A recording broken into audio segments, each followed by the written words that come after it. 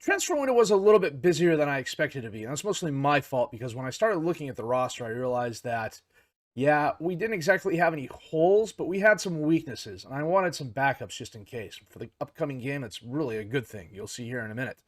But on the outs, the only player that left was Mohamed Sangomo. He was a youth player who came in, a midfielder, defensive mid. He's good, but he's not great. And I think that's one of those cases where I don't know that he's going to get much better than this, to be honest with you. I rated him as the fifth best, E5, as the fifth best player of that particular youth intake. And he hasn't really gotten much better in a lot of areas, like incremental stuff. One here, two there sort of thing. And that's it. That's for a kid who got a decent amount of playing time, especially when he was at Lapoy. He was on the 2 team. Lens made an offer for him. He jumped out. I should get close to €1 million for him. I'm okay with that. On the ends, we spent a decent amount of money. We ended up spending $35 million in total for the transfer budget, and then 58 we earned in player sales. A lot of that was Makar Gueye and Haskadunic. And then who else was it? Hulong Mendes as well. But on the ends, the first one is Lars Fjellheim from Borussia Dortmund for $9.5 million. Defensive right back who can also play wing back and center mid, but I brought him in to be a replacement or a depth at defensive center. I like him. He's really good. I love his jumping range and his strength. He's 6'1", 182 pounds. He's got good fitness. The work rate could be a little bit better, but it's not bad. The passing and technique could be a little bit better, but they're not bad. Same thing with his off the ball. His composure, decision-making, and flair nice. He's got good bravery and heading. He's got good decision-making and marking. He's got excellent positioning.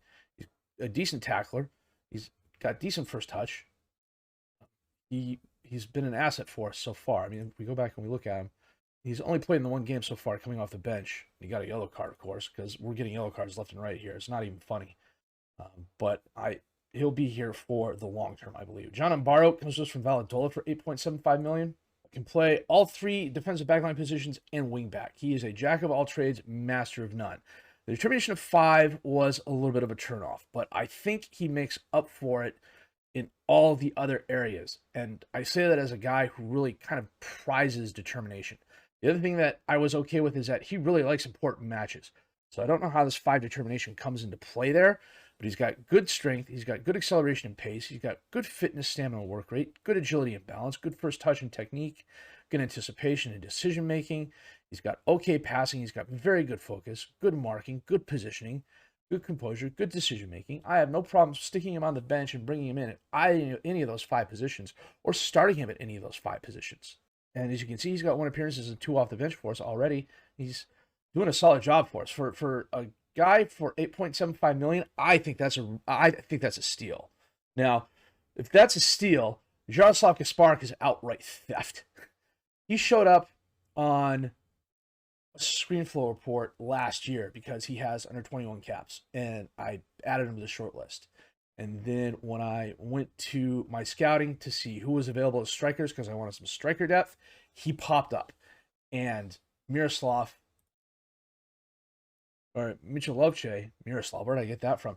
Michelovce wanted €550,000 for him. 12 determination, 15 acceleration, 13 pace, 15 fitness, stamina, 14 work rate, 13 agility, 15 balance, 16 dribbling and technique, 14 first touch, 17 off the ball, 14 aggression, 12 decision making.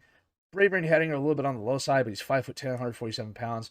16 finishing, I already talked about that. 15 flair, 12 decision making, 12 composure. Plays a very good striker for us. 3 appearances, 3 goals already. 18 years old. €550,000 we paid for this. Mikel DeLune comes here from Dynamo Kiev for $3.6 million. He is depth up top. He plays all the midfield positions, all the advanced midfield positions, and striker, at least reasonably well. He's got a little bit of an injury history, but I'm not too worried about that. 13 decision-making, good acceleration and pace, decent fitness and stamina, decent agility and balance. I mean, there's no real weaknesses in his game other than his marking and maybe his tackling in terms of like aggression and things like that. He's average or above average in every area. Shoots from distance, comes deep to get the ball, tries to play way out of trouble. I'd like to get him trained out of that, but him being 29 years old, I don't think it's going to happen. Tries long range passes, like to switch the ball to wide areas. He is a guy that I can stick on the bench and be absolutely fine wherever he comes in. He hasn't got any games for us yet, but he will. And then last but not least, Sebastian Costa comes to us from loan from Juve. Defensive center back, can also play defensive mid. A youth player, a younger player at 23 years old. I wanted someone who would be happy coming off the bench as a squad player that wasn't going to cost us a ton of money, and Juve was more than happy to loan us Costa for that. He's got some good skills. The 17 determination, he's got some good attributes. The 17 determination, 16 jumping reach is nice. 15s in decision making and tackling, 11 first touch, 14 agility, 15 anticipation. He's a decent passer with decent vision. He's not the best dribbler, but again, defensive center back, defensive mid. I wouldn't expect him to be the best dribbler. I would probably put him in as like a halfback or a defensive mid on defend, and just if I had to, but he will be coming off the bench more often than not. But I would, any of these guys that I brought in, I have no problems starting. I really don't. They're all quality players. That's where we've gotten to as a team at the moment. Schedule-wise, I shot myself in the foot. We played Rennes in the third round, and half the team was gone on international duty. I looked at it and I said, there is no way in hell we are beating this team. And we didn't. We lost 3-0. Gutbauer had a 6-2 in goal. And Joran is 6'5", Polistri 6'3", Nas is 6'3", Carbonic is 6'6", Demir got injured. He just got injured. I mean, the whole team was just gasping. They were just, it was horrible. Rennes deserved the win, and they got it hands down easily. And there was a call for an inquest because we lost so early in the French Cup. And I don't blame them for it. I really don't. We turned around and beat Troyes 3-0. Polistri goal, Chulfia brace of goals. We drew with Lens 3-all. They got a 95th minute goal to call the drawback. I started Akome, and he got his first goal and his first assist in this game. And the more I think about it, the more I am inclined to play him the rest of this season and going into next season as well. With Padilla especially being on international duty quite a bit, you can't have too many good strikers up top. You can have too many average strikers up top, but you can't have too many good strikers up top. We beat Angers 2-0, and then in a banger of a game, we beat Lorient 5-4. I think we set the record for most goals in a League One game, or at least we set the record for St. Étienne for most goals in a League One game. But this was a very back and forth game. Alter scored, Polistri scored, then Krupi scored in the 20th minute, and then Gasparic scored in the 32nd minute. Krupi got his second goal in the 71st minute. Dori scored in the 84th minute. I thought we'd put it away. Then Rebic scored in the 89th minute. We scored in the 92nd minute to go up 5-3, and they got a 96-minute goal from Rebic to make it 5-4. It was a really fun game to watch. Part of me really should have live-commed this one because there was a ton of highlights. There were some very good sequences. There was some very good passing going on. All in all, it was quite the fun game to watch. However, you will notice Van Huyston, Tome, and Inamore all got yellow cards. And as a result, they've accumulated too many yellow cards for today's game against PSG, which does put us in a little bit behind. Currently, we are in second place on 39 points. We're 1 point behind PSG, 2 points ahead of Monaco. Interestingly enough, PSG is not having the best season this year. They've drawn 7, they've lost 2. And in looking at their roster, they've still got some very good players. They've got Donnarumma, they got Marquinhos, David Carmo's not bad, Kimpembe's not bad, Hakimi's not bad, Betancourt's not bad. I mean, none of these guys are bad. Giovanni Reina's unhappy, but okay, big deal. They got Mbappe still. The issue is, and I think this is something a lot of people have noticed, especially with this edition of FM, is that they're not getting any youngsters playing time.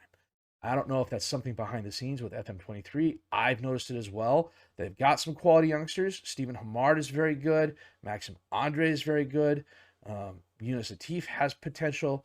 Warren Zaire-Emery has potential, and they're loaning them out instead of playing them, which I think on one hand makes some sense because they have all of this, but on the other hand, this is how PSG eventually falls off. You get far enough into the game that all their good players leave, and they either spend a ton of money trying to replace them and failing to do so, or what they do is they'll spend 50 million euros to buy a winger.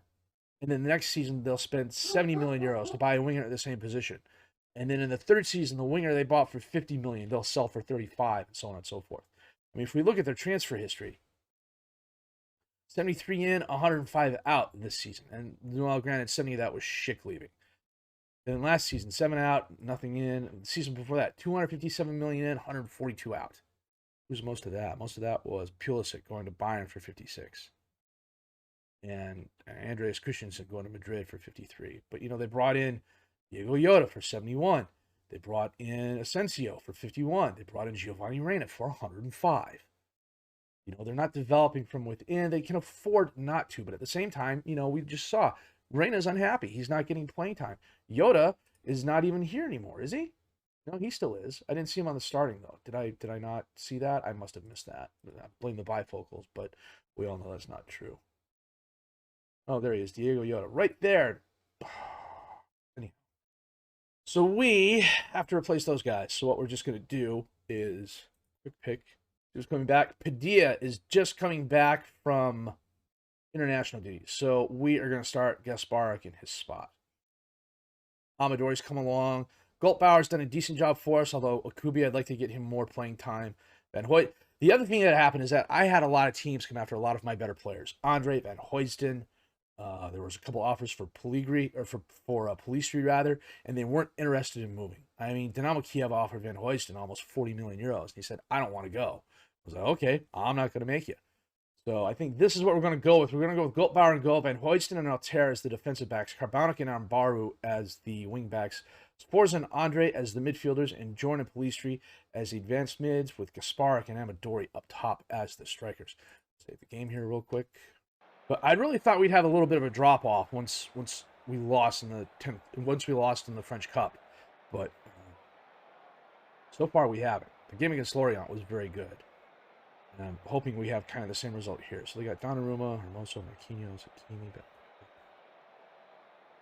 Hakimi on the throne, Odegaard, Betancourt, Reina, dispossessed, Carbonic, Hoysten, Sforza, and Hoysten's already picked up a yellow. Back to Goldbauer. He just bombs it forward. Amadori has it down. Gasparik is there. Back to Carbonic. He's going to get dispossessed. He loses it. Betancourt to Mbappe. Mbappe out to Hakimi on the right. Odegaard. Centers it. Reina. Mbappe. Goldbauer. Nice save. Betancourt. Oh. Oh, come on. Thank you, Sforza. Carbonic, right to Mbappe. Out to Hakimi, Odegaard, Goldbauer, very nice save again.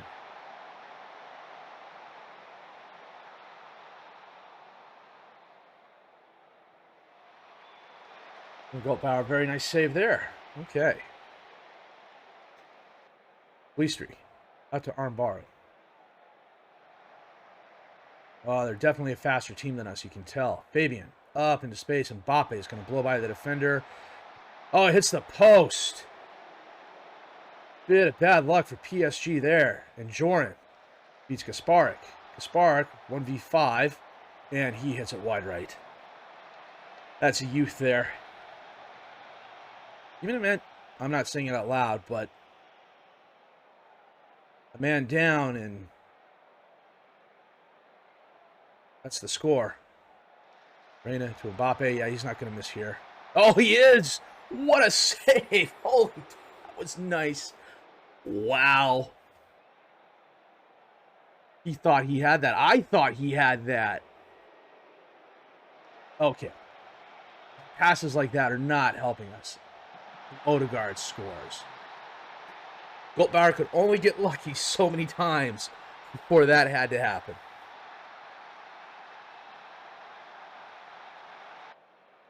Sforza is a team leader, too. If he's not a team leader, he's fairly high up on the chart. Two-footed lunge on Mbappe. That's not good. Uh-oh. Speaking of which. Oh, Mbappe blows by the defender there. Centers it. Reina. 2-0. That's the PSG we know and expect.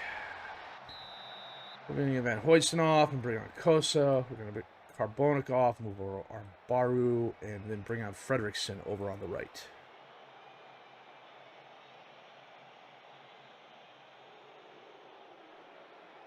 It's hair. Armbaru trips Reina. Neymar coming off the bench. Wow, I thought that was going in for a second. Just wide right. Neymar again. Mbappe to Aarons. Mbappe, Abloui.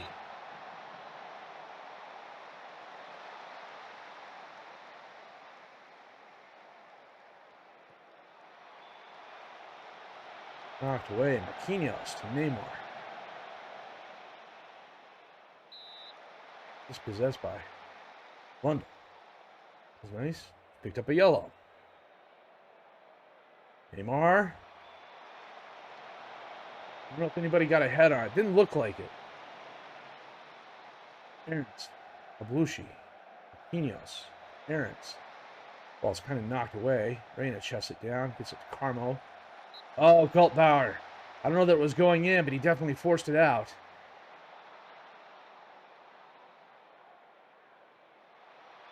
Midori knocks it away. Mendez. Kimpembe. Mendez. Oh, he loses it. Policery just knocks it away from him, kicks it out of bounds.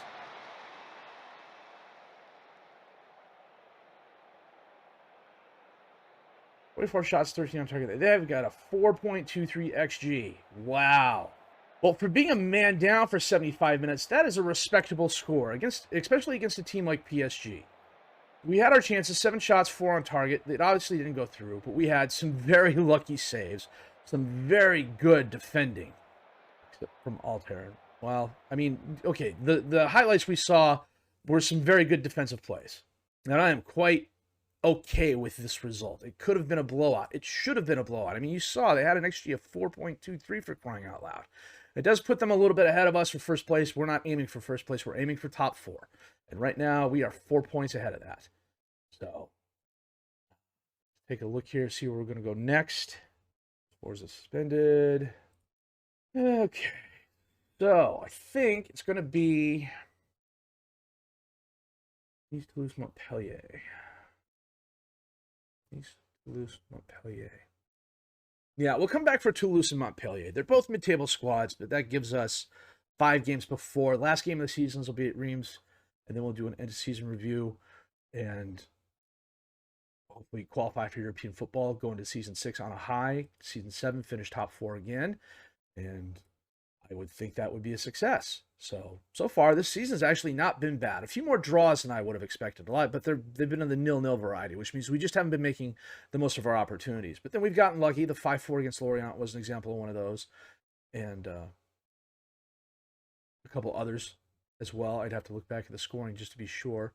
But I'm quite happy with how the season's going so far. We're second in Ligue 1. We've beaten some very good teams. We've lost to some very good teams, and I am okay with that so far. So that said, if you have liked what you've seen and heard, please leave a like, subscribe to the channel for more content. Questions, criticism, comments, leave those down below. I'd be interested in your feedback on the transfer window. If you think I did a good job there or not, tell me what you would have done in my place, and we'll take a look, see what players may have been available or not available, and we can go from there. My name is FM23. I thank you very much for watching.